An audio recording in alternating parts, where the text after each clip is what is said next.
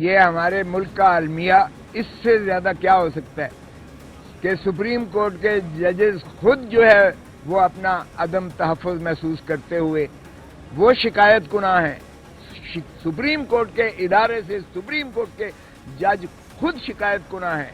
اس سے زیادہ المیہ کیا ہو سکتا ہے ہمارے عدالتی نظام کے انحطاط کا. تو میں سمجھتا ہوں کہ چیف جسٹس قاضی فائز عیسیٰ صاحب کو یہ سوچنا چاہیے، ان کے لیے ایک لمحہ فکریہ ہے بہت بڑا کہ کیا وہ اپنے ادارے کو اس طرح سے محفوظ کر پائیں گے کہ لوگوں کا اعتماد اس سے نہ اٹھے.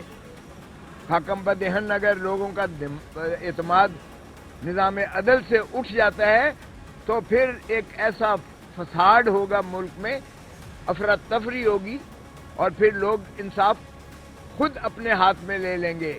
اور اس سے آپ کو پتہ ہے کہ سوسائٹی کا شیرازہ بکھر جاتا ہے. دھرتی ماں کو بچائیے گا، دھرتی ماں اس وقت خطرے میں ہے اور ہم نیروں کی بانسری بجا رہے ہیں.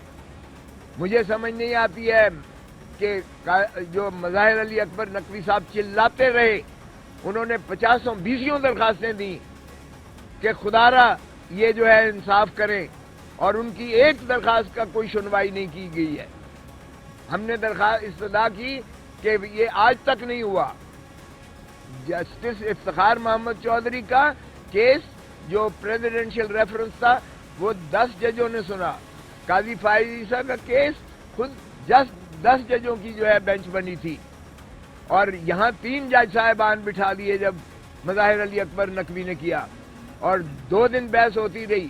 اور اسی چیز پر جو ہے ہم نے واضح کر دیا کہ 209 آرٹیکل میں 2 ہی طریقے ہیں جس میں جو ہے کمیشن وہ اختیار سماعت حاصل ہے اس کو، اور وہ ہے ایک پریزیڈنشل ریفرنس. اور ان تینوں کیسز میں جو میں نے عرض کیے، چاہے وہ افتخار محمد چودھری کا تھا، چاہے وہ جسٹس قاضی فائز عیسیٰ صاحب کا تھا، چاہے وہ جسٹس شوکت صدیقی کا تھا، ان میں صدارتی ریفرنس تھے آرٹیکل 209 میں جس پر کمیشن نے جو ہے وہ ایکشن لیا تھا. اور پھر 1 منٹ جی، اور پھر اس کے بعد یہ ہے کہ یہ جو ہے دوسری طریقہ یہ ہے کاگنیزنس لینے کا کہ آن اٹس اون سورس کسی کی درخواست پر، کمپلینٹس پر نہیں آج تک ہوا. اور دیکھیں اگر اس طرح سے ہمارا ایڈورسیریل سسٹم آف جسٹس ہے، ایک فریق کے حق میں فیصلہ ہوتا ہے، دوسرے فریق کے خلاف فیصلہ ہوتا ہے. اس کا مطلب ہے کل جس کے خلاف فیصلہ ہوگا، یہ ذہن میں رکھیں جو جج صاحبان اس وقت بیٹھے ہوئے ہیں جنہوں نے یہ کہہ رہے ہیں کہ مواخذہ کریں، ذہن میں رکھیں کہ کل کو ہر جج کے خلاف جو ایک فریق کے خلاف فیصلہ کرے گا اس کے خلاف درخواستیں آئیں گی. اور اگر اس طرح سے ہم درخواستوں پر جو ہے اگر 209 میں ججز کے خلاف کارروائیاں کرنی شروع کر دیں تو یہ نظام عدل منہدم ہو جائے گا. کوئی جج بھی اپنے آپ کو محفوظ نہیں تصور کرے گا. آرٹیکل 209 تھا ہی ججز کو محفوظ کرنے کے لیے تاکہ وہ بلا خوف و خطر انصاف کر سکیں. اگر اس طرح سے مظاہر علی اکبر نقوی نے جس طرح سے مجبور محض ہو کر استعفیٰ دیا ہے تو یہ لمحہ فکریہ سب کے لیے ہے. اور پھر اس کی تائید میں یا اس کی سپورٹ میں پھر جو اعجاز الاحسن نے کیا ہے، بہت بڑی بات ہے کہ اگلا چیف جسٹس تھا اعجاز الاحسن. اسی سال اکتوبر میں اس نے چیف جسٹس کا منصب جو ہے سنبھالنا تھا، اور اتنی لمبی اس کی جو ہے ججی کا میعاد جو ہے وہ ایک دم منہدم کر دی گئی ہے. اور وہ ایسا شریف النفس شخص جو اتنا قابل اور کمپیٹنٹ ہے، اس کے ذرا فیصلے پڑھیے گا. اور اس نے جس طرح سے اپنا آپ کو جوڈیشری میں اپنا ڈگنیٹی اور گریس کے ساتھ جس طرح سے اس نے نبھایا ہے یہ منصب جو نبھایا ہے، اس کی مثال میں سمجھتا ہوں نہیں ملتی ہے. اور یہ وہ لوگ ہیں جو اپنے فیلڈز میں ایکسل کرتے تھے. سپریم کورٹ یتیم ہوتی چلی جا رہی ہے.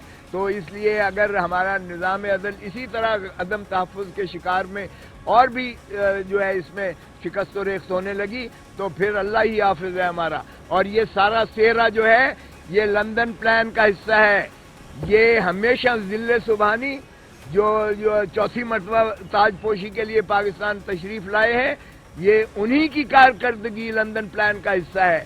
انہوں نے جب کیا ہے تو عدالت کو دو لخت کیا ہے.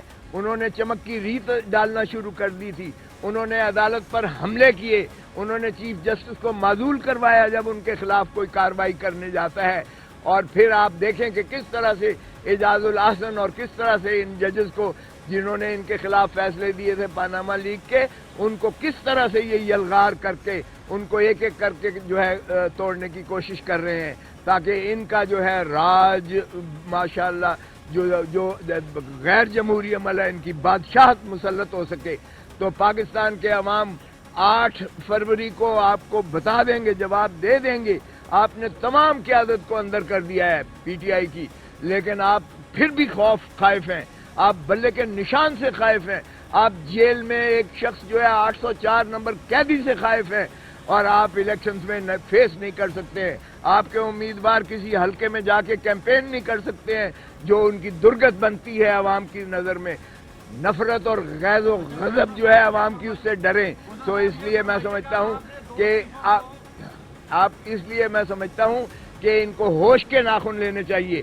دھرتی ماں اس وقت رو رہی ہے، دھرتی ماں میں اس سے خون رس رہا ہے. کیا ہم ماؤں کے ساتھ ایسا سلوک کرتے ہیں؟ خدا را ماں سے پیار کرنا سیکھو. دھرتی ماں تبھی ترقی کر سکتی ہے جب ہم اس کو ملک کو چلنے دیں. ہم اس جو ہے عدالتوں میں چھیڑخانی بند کر دیں، اور ہم جو ہے انصاف اور عدل کا بول بالا کریں.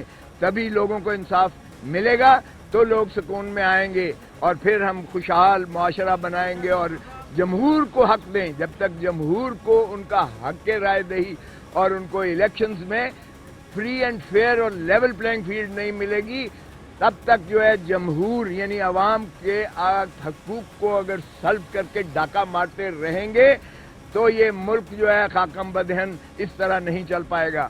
تو خدا را جمہور کو حق دیں، لوگوں کو الیکشن لڑنے دیں. ابھی آپ کو تو جو ہے جلسے کرنے کی اجازت ہے، لیکن پی ٹی آئی جلسہ تو کیا کہیں کارنر میٹنگ بھی نہیں کر سکتی ہے. اٹھا لیا جاتا ہے، گھر توڑ دیے جاتے ہیں، مسمار کر دیے جاتے ہیں، ڈیرے مسمار کر دیے جاتے ہیں، بزنس کو منہدم کر دیا جاتا ہے، ان کے بچیاں عورتوں کو اٹھا لیا جاتا ہے. یہ پاکستان کی تاریخ میں اس طرح کی پری پول ریگنگ کبھی سنی بھی نہیں تھی، اور دنیا میں کبھی شاید نہ آپ نے دیکھی ہو. جو اس وقت 25 کروڑ عوام کو جو ہے خوف میں مبتلا کر کے محبوس کر دیا گیا ہے. پاکستان ایک آزاد ریاست ہے، اور پاکستان کے عوام کو عمران خان نے کہہ دیا کہ میں مر تو جاؤں گا لیکن پاکستان کے عوام کو حقیقی جمہوریت اور حق دے کے رہوں گا. لیول پلینگ فیلڈ جو مانگ رہے ہیں لندن پلان میں، اس میں اوروں کو بھی مجبور کر کے یا جو بھی کرنا مقصود ہو، یا حملہ کرنا ہے یا ان کے خلاف اسی طرح کی کوئی جھوٹی سچی درخواستیں دلانی ہے، ابھی وہ بھی کھیل تماشا جاری ہے.